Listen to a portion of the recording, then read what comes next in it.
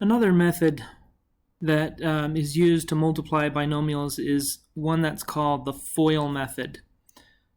It's not super popular with teachers here at Copper Hills, but I'm going to teach it to you anyhow here. So the FOIL method, to multiply two binomials using the FOIL method, FOIL is an acronym, F-O-I-L, you find the sum of the products of the first terms, x and x, and then the outer terms would be x times 2, or 2x, 1 times x, or just x, and then the last terms, 1 and 2, 1 times 2, 2.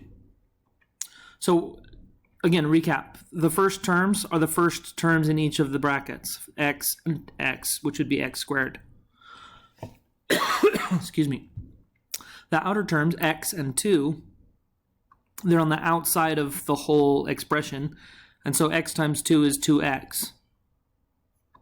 And then the inner terms, or sometimes called the inside terms, are the ones on the inside of the whole expression, 1 and x, and 1 times x would be x.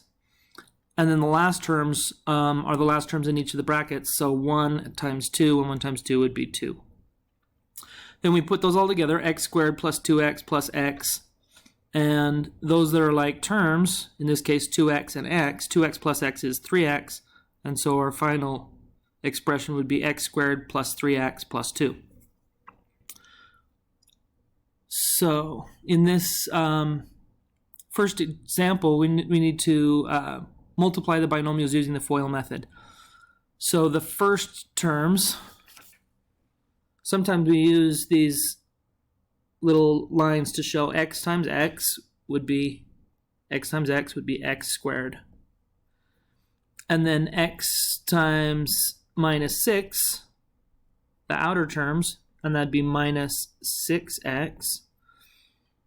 And then the inner terms, so minus 3 times x, and that would be minus 3x. And then the last terms, negative 3 times negative 6, and that would be positive, negative times a negative positive, 18. And then these two on the inside here are like terms, so we get x squared minus 6x and minus 3x is minus 9x, and then plus 18. And we've combined all like terms, multiplied everything out, combined like terms, and that's our final answer, x squared minus 9x plus 18. So this next one, we're going to do the same thing. Looks a little bit more complicated, but follows the same idea. So we take 2x plus 1 times 3x minus 5. And the first terms, 2x times 3x,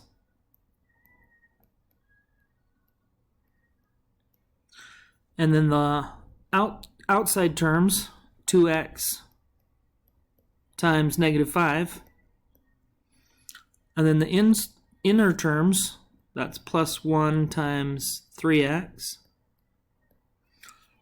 and then the last terms, plus 1 times negative 5.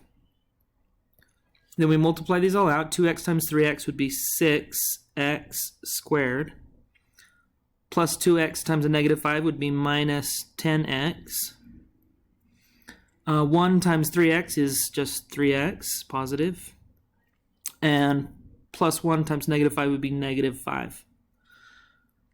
Then we combine any like terms.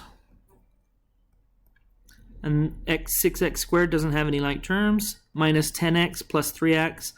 I have a negative and a positive term. When they're added together, they subtract, keeping the sign of the larger absolute value. So it's negative 7x.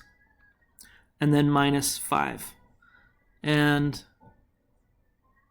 we've multiplied everything out, combined like terms. That would be our final polynomial. And I'd like you to go through and do the monitoring progress problems on your own. If you need help, you can get those on bigideasmath.com. Look at the ebook, go to the page, which is page 71, and you can get videos on how to solve those problems.